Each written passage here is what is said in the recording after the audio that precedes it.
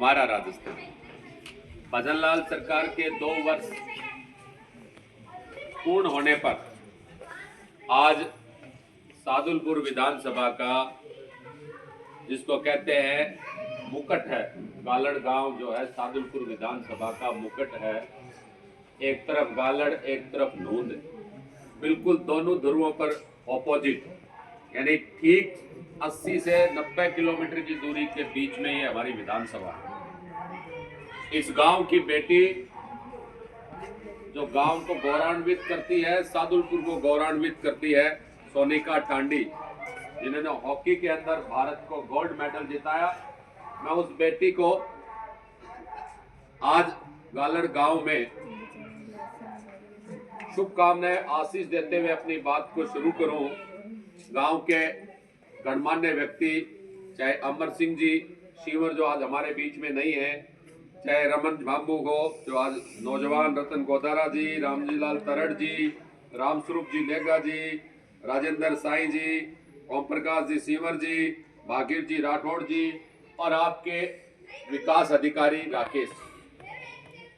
सबसे पहले जिस मान सम्मान के साथ आपने रथ का स्वागत किया, मैं दिल की गहराइयों से हाथ जोड़ के आपके इस सम्मान को स्वीकार करते हुए एक बार सबसे चाहूंगा कि गालड़ गांव के लिए शानदार तालियां बजाएं। उन्होंने भजनलाल सरकार को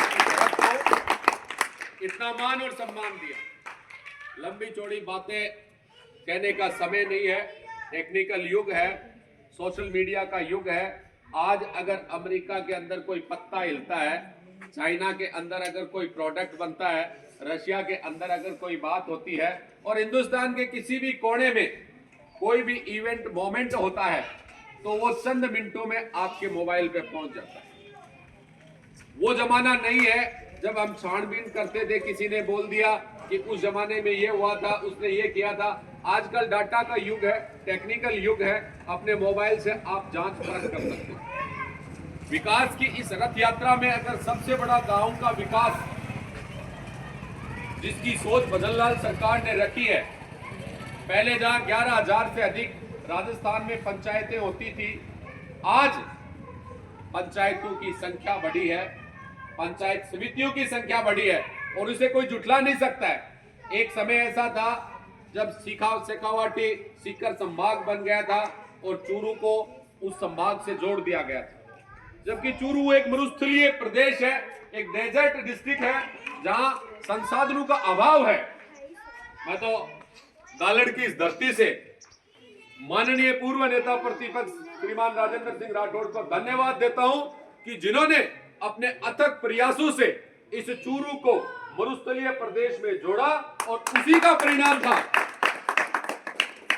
परिणाम था कि प्रदेश के 7 जिलों के अलावा जहां 2000 एक न्यूनतम डाटा था जनसंख्या का पंचायत बनाने के लिए, चूरू में 1600 की जनसंख्या वाली भी पंचायतें बनी।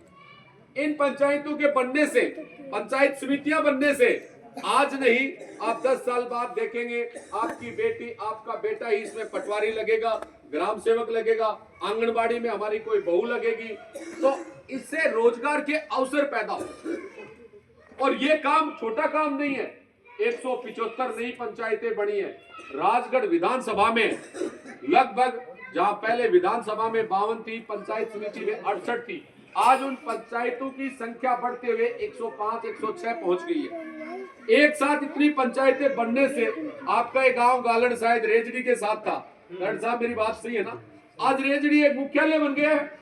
एक छोटा सा गांव जो हमेशा इस गांव की अगुवाई करता था, आप जो तय कर लेते थे उस तय के साथ रेजड़ी को चलना पड़ता था। आज रेजड़ी खुद अपना एक सरपंच तैयार करेगा, वहां भी सरपंच बनेगा, वहां भी ग्राम सेवक पहुंचेगा, वहां भी पटवारी पहुंचेगा, वहां भी नए आंगनबाड़ी के केंद्र स्वीकृत होंगे। तो ये निश्चित रूप से राजगढ़ के लिए, सादुलपुर के लिए सुखद है। इसके अलावा भी अगर अपन बात करें, बहुत सारी ऐसी योजनाएं हैं। लगभग 2 साल के अंदर 90,000, 95,000 सरकारी नौकरियां मिली हैं। हमारे बेटे को, हमारी बेटी को मिली, इसको कोई जुटला नहीं सकता। ये जो डाटा है आज मेरे कहने से बड़े नहीं होंगे, न आपके कहने से झूठे होंगे, ये नौकरियां मिली हैं। आने वाले कल में नौकरियों के अवसर और पैदा हो रहे हैं, नई सरकारी नौकरियां आ रही है। हम एक जमाना देखा करते थे, हमारा बेटा, हमारी बेटी, हमारी बहू, हमारा भाई एग्जाम दे के जयपुर से कॉलेज पहुंचता था और शाम को टीवी पे चलता था पेपर रद्द, पेपर घोटाला, पेपर चोरी।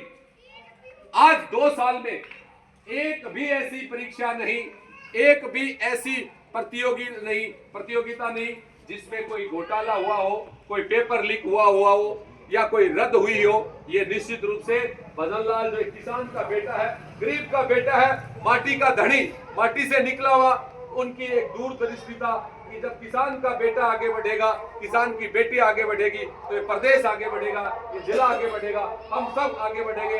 आपने मान और सम्मान दिया और इसके साथ आपकी शिकायतें हैं और ये शिकायतें जायज है, उनको मैं जान सकता हूँ, समझ सकता हूँ कि मूंग की तुलाई का मामला हो या फसल बीमा का मामला हो, खराबे का मामला हो। देखिए, प्रकृति के आगे तो किसी की नहीं चलती है।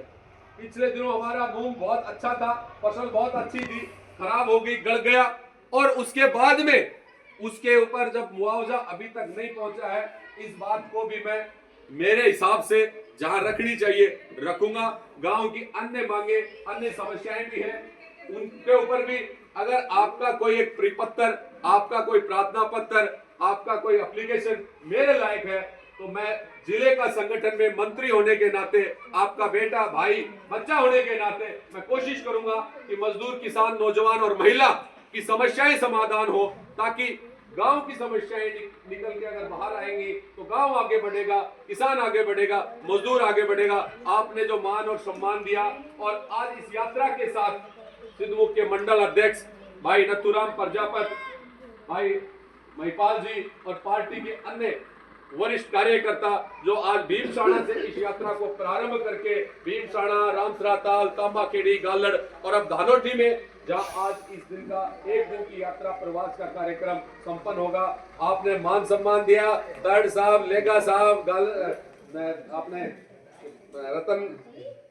रतन गोदारा साहब, राठौड़ साहब, आप सबका बहुत बहुत धन्यवाद। आपका एक बेटा आपके इस मान सम्मान को हमेशा याद रखेगा।